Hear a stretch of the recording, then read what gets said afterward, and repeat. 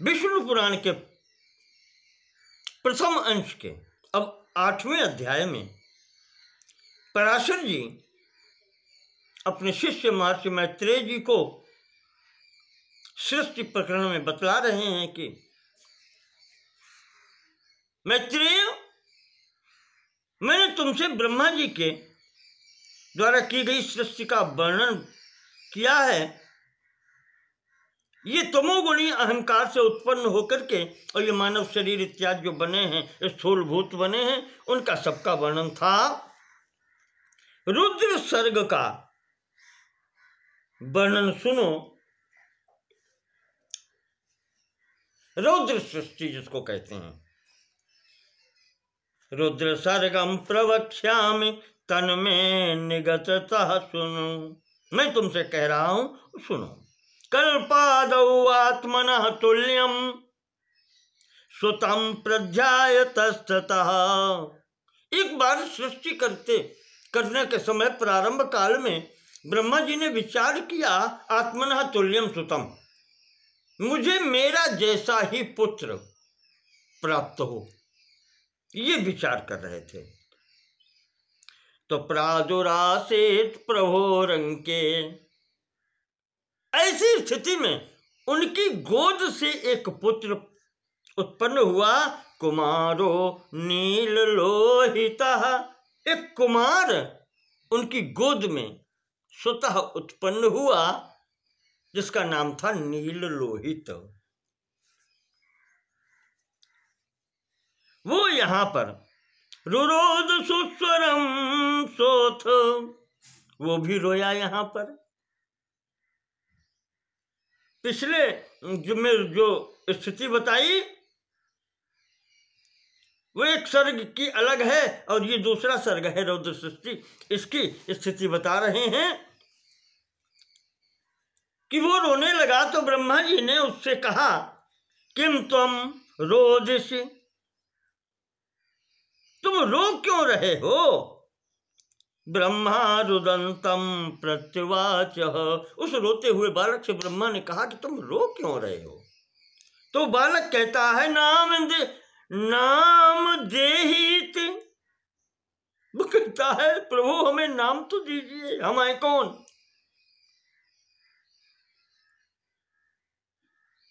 तो रुद्रस्त्वम देव नामना सिमारोदी धैर्यमावह। ब्रह्मा जी ने कहा, ठीक है, तुम्हारा नाम रुद्र हुआ। तुम्हारे रोने से मैं भी द्रवित हो गया, तुम्हारे शब्द से मैं द्रवित हो गया, तुम्हारी वाणी से मैं द्रवित हो गया, इसलिए तुम्हारा नाम रुद्र है। मां रोदी, रोना बंद करो, रो मत। धैर्य मावह, धैर्य रखो।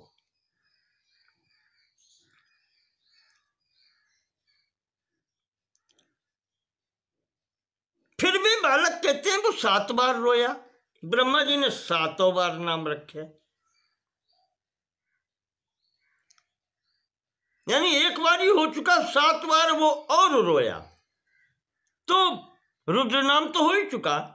ब्रह्मा जी ने 7 बार और नाम रखा और कहा, भव, शर्व, ईशान, पशुपति, भीम, उग्र और महादेव, ये तुम्हारे और नाम होंगे।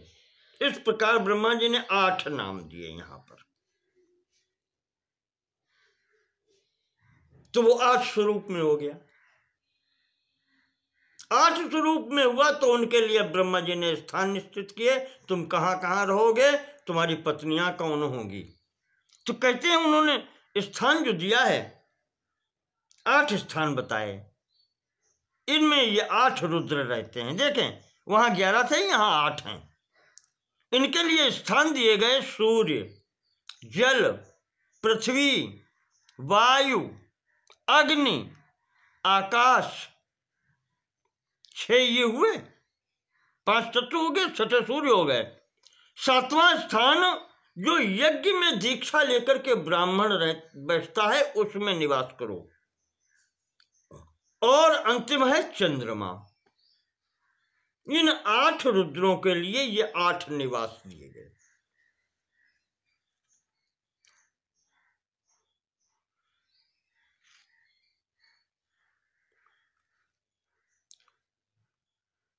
और इन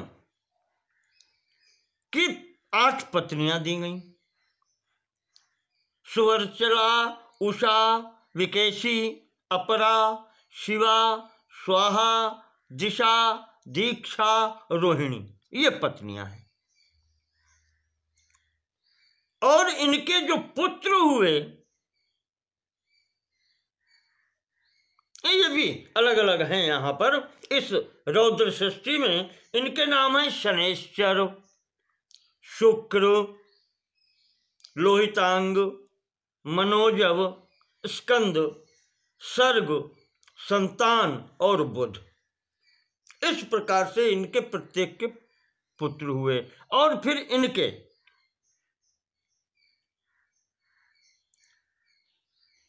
अन्य संतानें आगे हुई हैं। यहां पर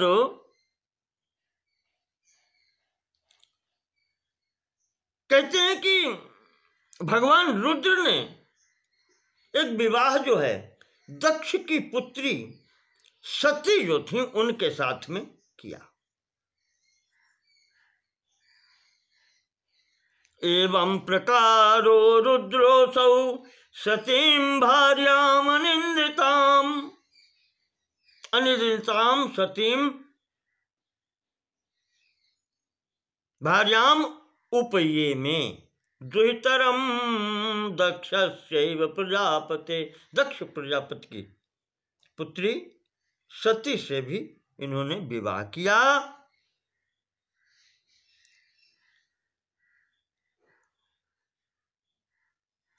वहां स्थिति ये बनी कि दक्ष से क्रोध के कारण सती ने अपना शरीर त्याग दिया। बिल्कुल यहां संक्षिप्त कथा है। और वो अपना शरीर सती जी ने त्याग करके हिमवद दुहिता साभून मेनायाम दुज सत्तम। और वो हिमाचल के घर में उनकी पत्नी मेना के गर्भ से जाकर के उत्पन्न हुई। उपये में पुनश्चोमामनन्याम भगवान हरः। वहां पर जाकर के भगवान भोलेनाथ ने, महादेव ने, रुद्र ने पुनः अपनी उस अनन्या भार्या से, जिसका नाम वहां पर उमा था, उससे पुनः विवाह किया। इसी प्रकार से यहां पर और आया है देव उधात्र विधातारौ भृगो ख्यातिरसूयत। जो पीछे बता चुके हैं, जो प्रजापति भृगु रूप में उत्पन्न हुए थे, ब्रह्मा जी ने आत्म समान, अपने समान प्रजापति उत्पन्न किए थे, उसमें भृगु बने हैं। इनकी पत्नी थी ख्याति। इनके गर्भ से 2 पुत्र उत्पन्न हुए हैं, धाता और विधाता, और एक पुत्री उत्पन्न हुई है। श्रियं च देवदेवस्य पत्नी नारायणस्य या। श्री नाम की पुत्री उत्पन्न हुई जो लक्ष्मी जी हैं, और वो भगवान नारायण से विवाहित की गई। इस प्रकार से भगवान लक्ष्मी नारायण हुए। तो मैत्रेय जी ने कहा कि प्रभु गुरुदेव, हमने सुना है कि ये तो लक्ष्मी तो सागर मंथन से, सागर से उत्पन्न हुई थी, सागरात्मजा हैं, सागर की पुत्री हैं, क्षीर सागर से मंथन हुआ था, और आप कह रहे हैं कि ये भृगु और ख्याति की पुत्री हैं, ये कैसे? तो पराशर जी कहते हैं कि ये भगवान लीला है मैत्रेय, क्यों इसमें भ्रम उत्पन्न कर रहे हो? नित्यैवैषा जगन माता, ये जगन माता हैं, ये भगवती शक्ति हैं, शक्तिमान की, उस परम पुरुष परमात्मा की नित्य शक्ति है। श्री विष्णु नित्यैवैषा जगन माता विष्णु पायिनी। ये शक्ति है भगवती, भगवान विष्णु की। अनपायिनी, जो कभी नष्ट नहीं होती। अपाय कहते हैं नष्ट होना, अनपाय जो नष्ट नहीं होता, अनपायिनी शक्ति है। वो सदैव उनके ही साथ रहती हैं। यथा सर्वगतो विष्णु तथैवेयं द्विजोत्तम। जैसे भगवान परमात्मा सर्वगत हैं। ब्रह्मसूत्र भी कहता है कि तत्व समन्वयात, उस सब के अंदर अनुगत है। उसी प्रकार से शक्तिमान अगर अनुगत है सर्वत्र, तो शक्ति युक्त होने पर ही तो शक्तिमान कहा जाता है। वही स्थिति यहाँ पर भगवती की है। यथा सर्वगतो विष्णु, जैसे सर्वगत भगवान विष्णु है, वैसे ही उनकी शक्ति भी सर्वगत है। वो उनके साथ ही रहती, वो अकेली रहती नहीं। तथैव इयम्, उसी प्रकार से ये भी है शक्ति भगवती है। अर्थो विष्णुरियं वाणी, शक्ति अगर वाणी है तो उसका अर्थ विष्णु है। वागर्था विव संप्रक्तौ, जो भगवान शिव की वंदना के लिए अपने कविवर कालिदास जी कहते हैं, वागर्था विव संप्रक्तौ, जैसे वाणी और अर्थ एक साथ रहते हैं।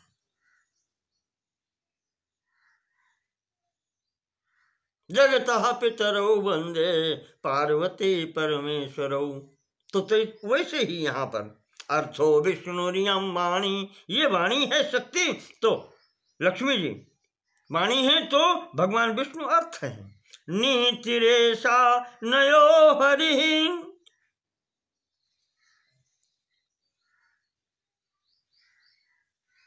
लक्ष्मी जी नीति हैं, तो उसको धारण करने वाले भगवान हरि हैं।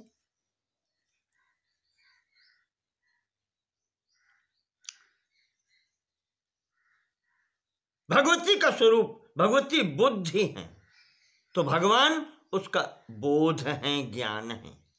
ऐसे ही स्वरूप बताए।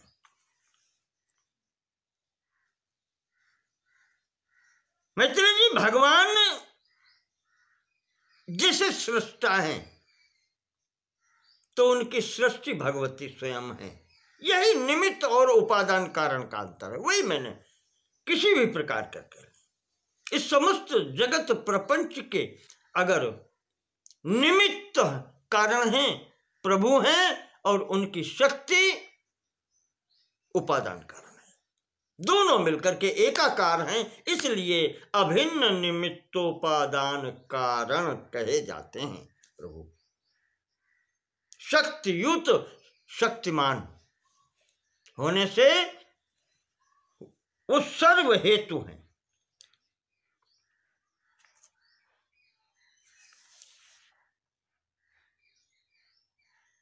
अधिक क्या कहें, जैसे दुर्गा सप्तशती में कहा गया है कि भगवती का स्वरूप इस समस्त सृष्टि में जो भी स्त्री स्वरूप है, वो सब भगवती शक्ति का ही स्वरूप है।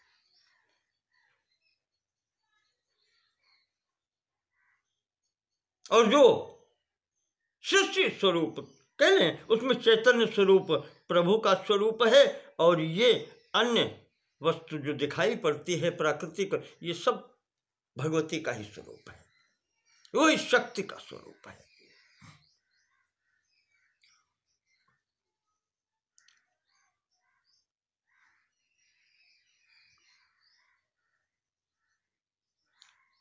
पुल्लिंग शब्द जो कहे जाते हैं, वो स्वरूप भगवान हैं, और स्त्रीलिंग स्वरूप जो संबोधित होते हैं वो सब भगवती लक्ष्मी स्वरूप हैं।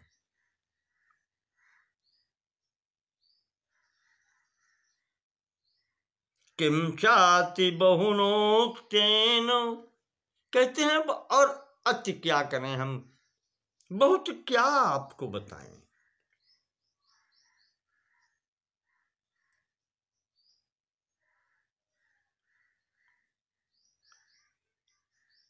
हाँ, एकैव शक्ति परमेश्वरस्य भिन्ना चतुर्धा व्यवहार काले, मैंने आपको पहले बताया था, ये यही स्थिति है।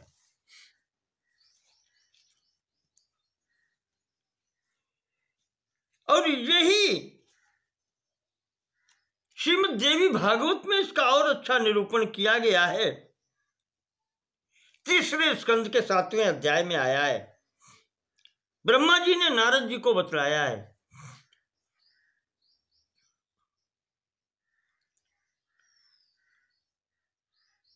कि या शक्ति परमात्मा सौ, जो शक्ति है वही परमात्मा है। यो सौ सा परमामता, और जो परमात्मा है वही शक्ति है। अंतरम नैतयोः कोपि, इन दोनों में कोई अंतर नहीं है। सूक्ष्मम वेद च नारद, कोई सूक्ष्मतम अंतर भी नहीं है, दोनों एक ही है।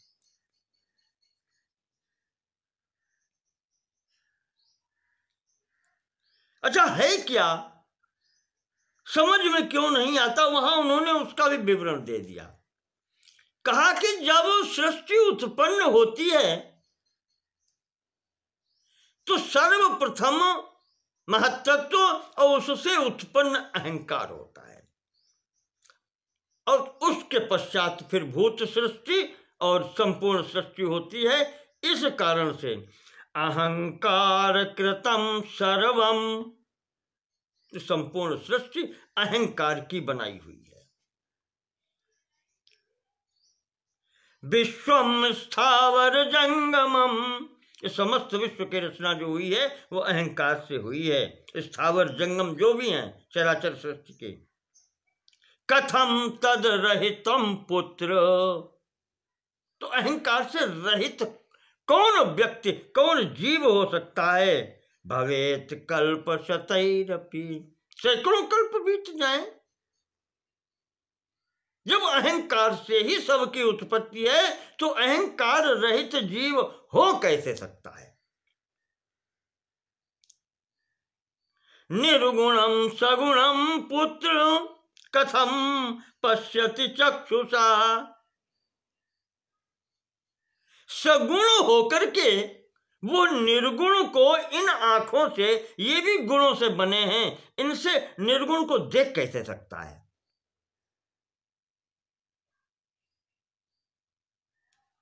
एतत् चेतसा संविचार है, कहा अपनी बुद्धि से नारद विचार करो, उस निर्गुण को इन सगुण साधनों से कौन प्रत्यक्ष कर सकता है। गुणैः समावृतम चेता, महत्त्व से अहंकार उससे चित्त और मन की, इनकी सबकी स्थिति है, ये सब अहंकार से घिरे हुए हैं और गुणों से त्रिगुणात्मक तो है सभी, प्रकृति त्रिगुणात्मिका है और उससे ही ये सब उत्पत्ति हुई है। गुणैः समावृतम चेतः कथम जानाति निर्गुणम, तो वो निर्गुण को कैसे जान पाएगी।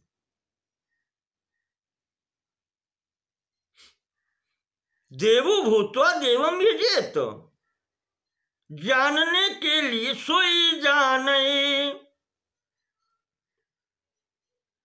जान वही सकता है जो उस स्तर का हो जाए। अगर निर्गुण हो जाए तो निर्गुण को जान सकता है, सगुण निर्गुण को कैसे जान सकता है। गुणैः समावृतं चेतः कथं जानाति निर्गुणम् अहंकारोद्भवं तच्च तद्विहीनं कथं भवेत्। तो जब तक शरीरधारी रहेगा तब तक गुण विहीनम कथम भवेत, तब तक तो अहंकार रहना ही है, क्योंकि सृष्टि अहंकार से हुई है, उसी से शरीर निर्मित है, मन बुद्धि चित्त अहंकार सब उसी के अंतर्गत हैं।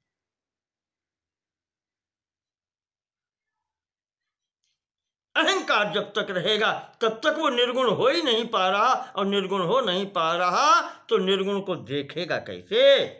यावन्न गुण विच्छेद तावत् तद्दर्शनम कुतः। जब तक गुणों से छुटकारा नहीं होता है तब तक उस निर्गुण का दर्शन कैसे होगा, हो ही नहीं सकता।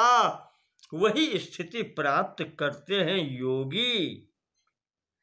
तम पश्यते तदा चित्ते, उस निर्गुण को, उस परमात्मा तत्व को तभी चित्त अनुभूति उसकी करता है, यदा अहंकार वर्जिता, जब वो अहंकार से वर्जित हो जाए, अहंकार से छूट जाए।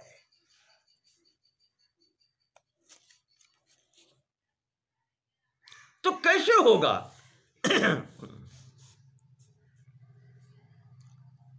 जब तक ये स्थिति बनी रहेगी, अहंकार युक्त रहेगा, त्रिगुणात्मक शरीर रहेगा, सगुणता रहेगी, तावत् तद्दर्शनम कुतः, उस परमात्मा तत्व का दर्शन तब तक कैसे होगा? समस्या यही है।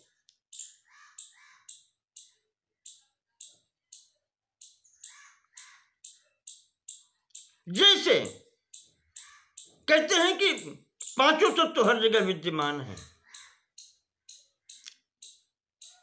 दारू लकड़ी है, लकड़ी में अग्नि तत्व विद्यमान है, पर एक विशेष स्थिति, विशेष प्रक्रिया करके अरणि मंथन के द्वारा जब हम वो प्रक्रिया अपनाते हैं तब वो अग्नि प्रकट होती है।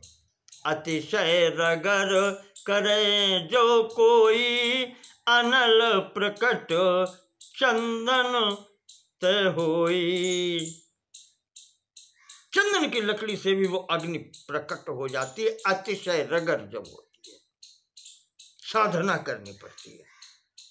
तो इस अहंकार से विहीन होने के लिए भी साधना करनी पड़ती है, और उस साधना पर जब अहंकार से छुटकारा होता है तब उसका दर्शन होता है।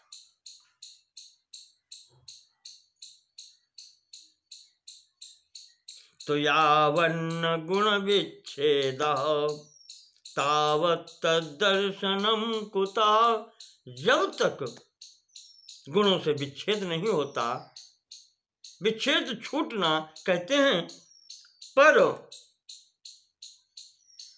सांख्य दर्शन के अनुसार जब प्रकृति और पुरुष का ज्ञान भी हो जाता है, उस ज्ञान मात्र से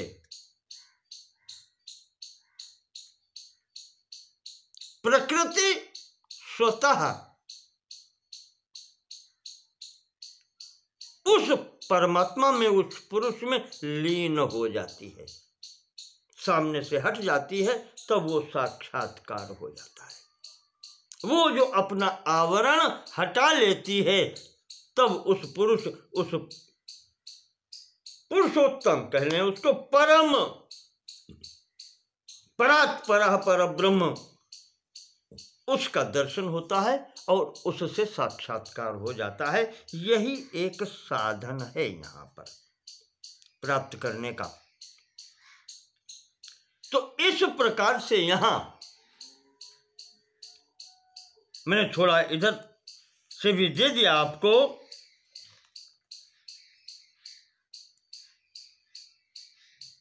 शिव संगीता नाम की एक पुस्तक आई है, उसमें भी थोड़ा सा दिया है। एकः सत्ता पूरितानंद रूपः पूर्णो व्यापी वर्तते नास्ति किंचित। सत्ता एक ही है, उससे अलग और कुछ है ही नहीं। एतज्ज्ञानम यह करोत्येव नित्यम, बस ये जो ज्ञान अंततः साधक प्राप्त कर लेता है, बस यह ज्ञान ही मुक्तः सस्यान मृत्यु संसार दुखात, वो संसार रूपी दुख से, जन्म मृत्यु के चक्र से छूट जाता है।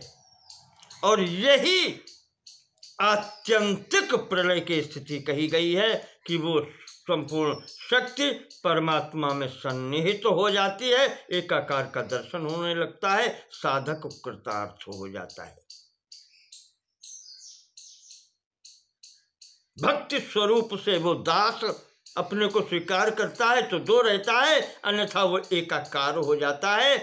सारूप्य, सायुज्य, सार्ष्टी, किसी भी प्रकार की मुक्ति का अधिकारी हो जाता है और मुक्ति प्राप्त कर लेता है। इस प्रकार से यहाँ पर इस सृष्टि क्रम की बात पूर्ण होती है। अब इससे आगे की कथा 9वें अध्याय की अगले भाग में आएगी। नमो नमः। सर्वेषां कृते धन्यवादाः।